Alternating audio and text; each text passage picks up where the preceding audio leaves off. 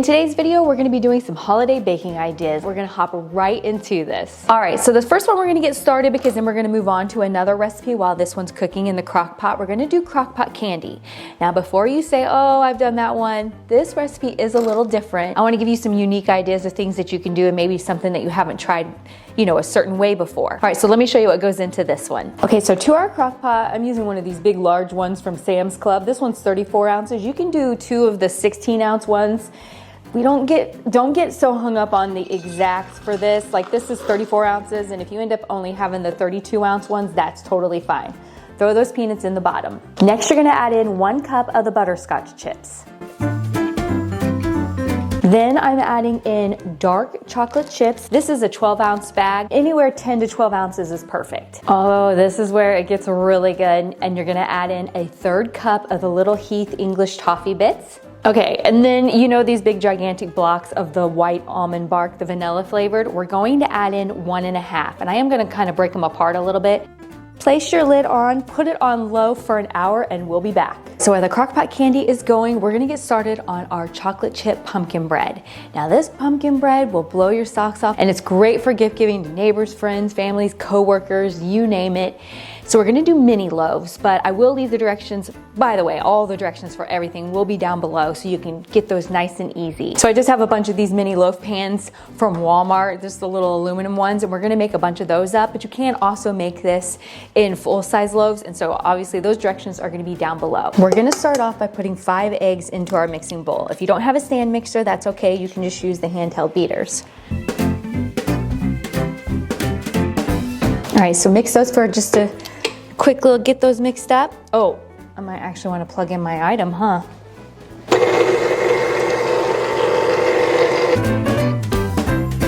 To it, we're gonna add 1 can of pure pumpkin, and we're gonna add 1 1/4 cup of vegetable oil. Get this incorporated. Okay, next we're gonna add 2 cups of sugar. Yes, 2 cups of sugar. 2 boxes of instant Jell-O pudding, the vanilla. And roughly the 3-ounce size, I think these are 3.4 ounces. And so you're gonna do 2 of these into this mix.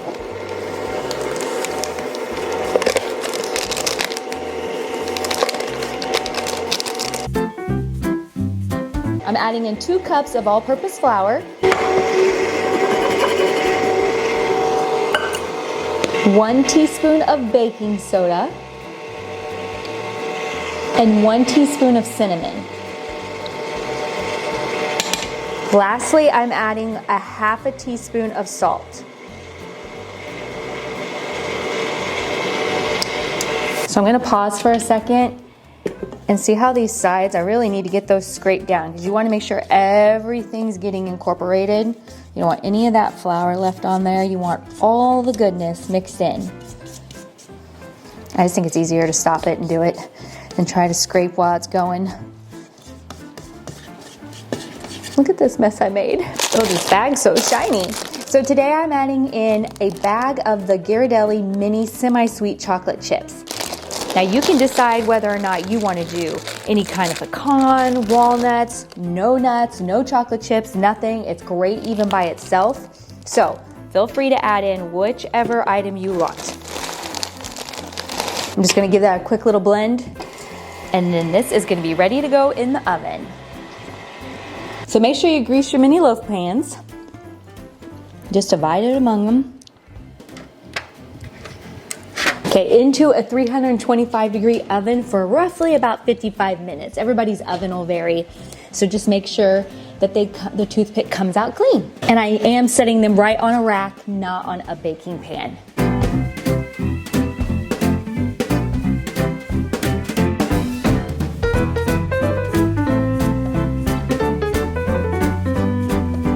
Do you know what the bummer part is about doing all this cooking? I have to clean it all up. But you know what I'm not bummed about? That's cleaning my toilets. Okay, hear me out. Recently, I discovered Blue Land Sustainable Toilet Cleaner tablets. This is by far the easiest way to clean your toilet bowl.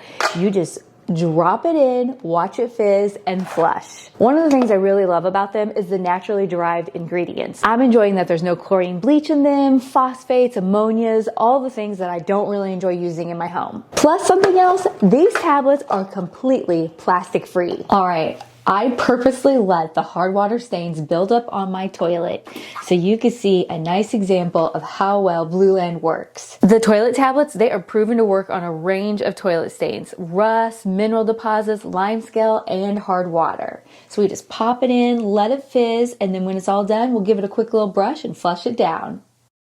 Wow, I had a ton of hard water stains on here. No, it's beautiful. Blueland offers a variety of products. They have like laundry tablets, dishwashing tablets, of course the toilet bowl cleaner that you just saw. And something else I really enjoy is you can save more by buying in bulk, or you can even set a subscription so you never miss out on the products that you're needing when you need them the most. Right now, Blueland is having their biggest sale of the year. You can save up to 30%. So be sure to check the link down in the description box. Don't wait. They only do this one time a year. And thank you again, Blueland, for sponsoring today's video. Now this next one, I just realized I probably should have started with it because it needs to chill in the refrigerator for 2 hours. So we need to get it mixed up so we can let it chill, and then we'll do another recipe while we're waiting for that one. We're gonna do a chocolate crack cookie or chocolate crinkle cookie. I know there are some other recipes where you use like cake mix and Cool Whip, but wait till you try this recipe, and it's super easy, but so good. All right, so to our bowl, we're gonna add 1.5 cups sugar, 1 cup of the unsweetened cocoa powder, and then 1/2 cup of vegetable oil. I'm gonna go ahead and just incorporate that real quick. To this, we're gonna add 4 eggs, and we're gonna do the eggs one at a time.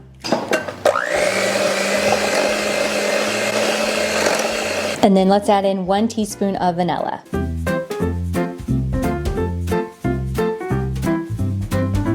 All right, we're gonna sift in 2 cups of flour, and then 1.5 teaspoons of baking powder, and 1/4 teaspoon of salt. Get this mixed up here.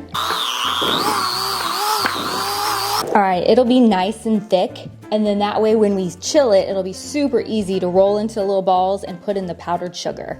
All right, our chocolate crinkle cookies are ready. So I want you to take just, roughly like 1 cup of powdered sugar, put it into a bowl. That way we can roll our cookies around in it. So what I like to do, so it's ready to go, is I take one of these cookie scoops. This is like a 1.5 teaspoon. And that way I kind of get them all roughly about the same size. I just scoop it. And then, here, let me put this out of the way. And then it's ready to go. You can put it right into your hand if you want. Do it around. Put it into your powdered sugar. Put it down on your thing. Too bad you can't see that. We'll flatten them down in just a little bit. And then we're gonna cook them on 350 for roughly about 12 minutes. I always say roughly because everybody's oven varies. And while they're cooking, make sure you always keep your dough in the refrigerator. Hi Evie, you coming to see what I'm doing? You looking for some snacks? Hi puppy, what are you doing? Hello Evie-Lyn. Hello. But I always take a cup and just kind of push it down a little.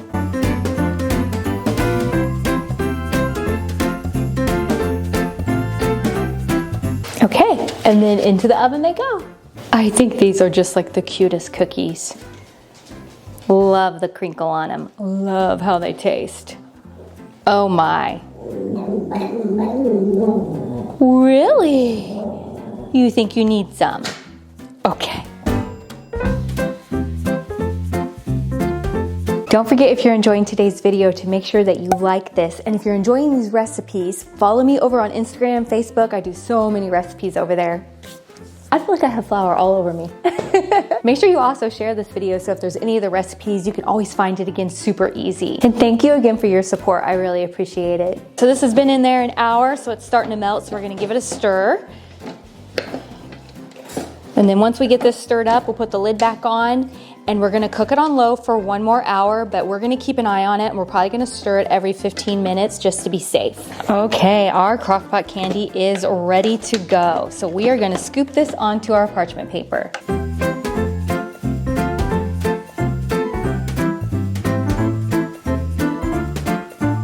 Okay, we're gonna let these cool. You can either leave them here on the counter or you can put these in the refrigerator if you wanna speed them up. You can also sprinkle them with different little sprinkles if you want, but I am going to let you know that I'm not going to do that for these because I have something else that we're gonna do that has chocolate and peanut butter, and I will put sprinkles on that. And so I don't want the same thing. I don't always want the same look. So, and you can make these different sizes. I'm just using like a medium cookie scoop here. You can do smaller ones. It's totally up to you on how big that you want to make them. All right, that made just about 4 dozen this size. So, I mean, you can make these smaller if you wanted to, but that's a pretty good amount. This next cookie is one of my all-time favorite cookies, but I love anything with almond in it, and this is a raspberry almond cookie. So we're gonna hop right into this one because the quicker I make them, the quicker I can eat one. All right, to our bowl, we're adding in 1 cup of softened butter, 2/3 cup sugar, and a 1/2 teaspoon of almond extract. And we're gonna cream that together.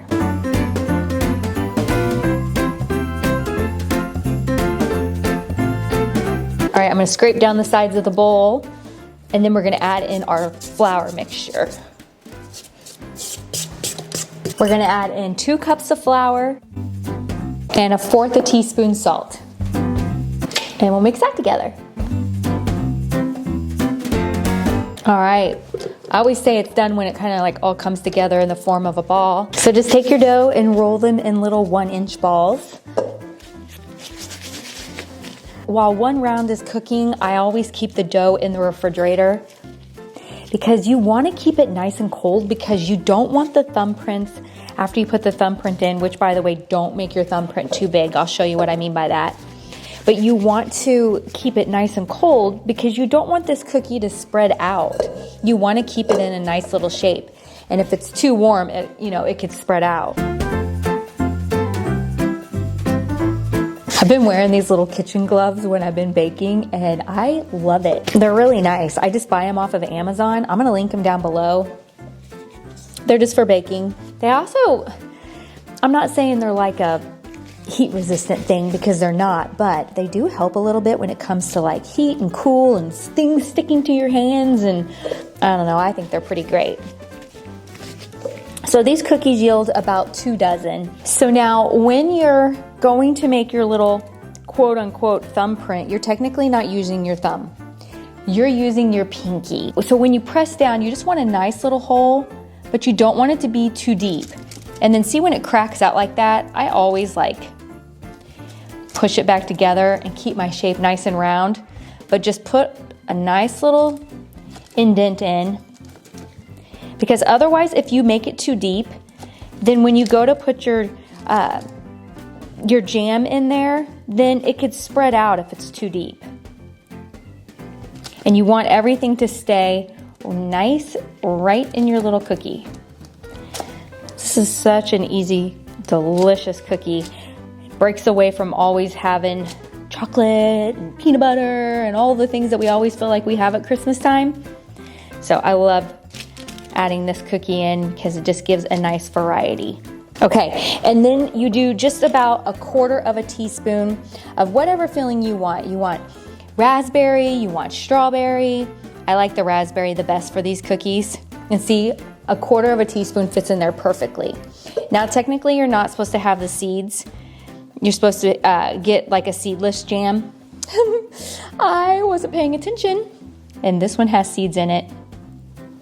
So I'm okay with that. I'm just gonna eat these ones. I won't share these ones.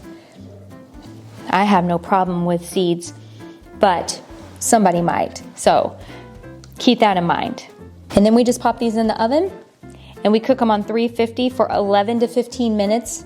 You don't want them to get brown. You can just want them to barely start to get a little bit golden. And then you pull them out and let them sit on the cookie sheet for a couple minutes, and then transfer them to your wire rack. And then we're gonna make a yummy little glaze to go over the top. Okay, this batch is done. They're perfect, golden brown. Look at the bottom. Oh, that's perfect. Now we're just gonna make a little glaze to go over the top. It's so super simple. You're just gonna do 1 cup of powdered sugar, and then you're gonna do 2 to 3 tablespoons of water until you get that consistency. You can use milk also, but I'm just going to use water for this one. And then we're gonna do a 1/2 teaspoon of almond I can't even talk. And then we're gonna do a 1/2 teaspoon of almond extract in that also.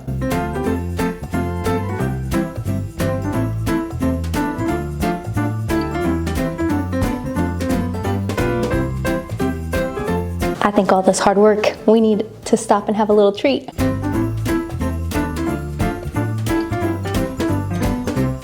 These cookies make me do a happy dance. This next one is so super easy. If you can melt some almond bark in the microwave, you're done. You can do this recipe. We're gonna make some reindeer poop.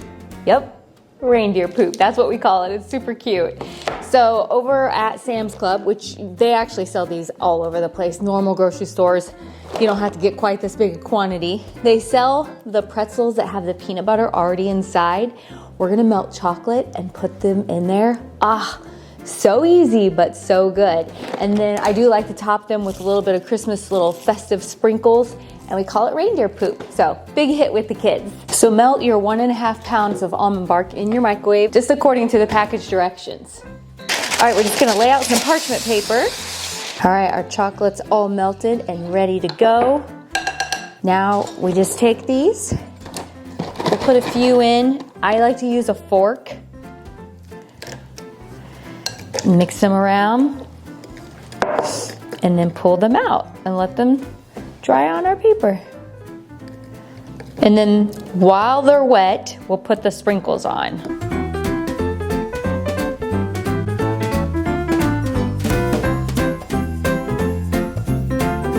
Look how awesome our tray is for the holidays. We are all set to go.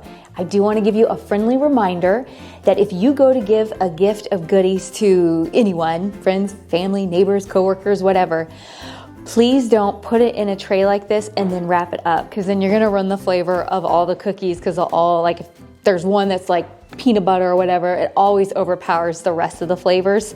So make sure if you do a cute little tray, you wrap each one of the items individually, so that way they stay fresh and they stay tasting like what they're supposed to taste like. Okay, how am I gonna resist eating all of this? I hope you guys enjoyed today's video as much as I have. Woo, I am full. I have been eating way over here. Thank you so much for being here. We'll see you next Sunday. Bye-bye.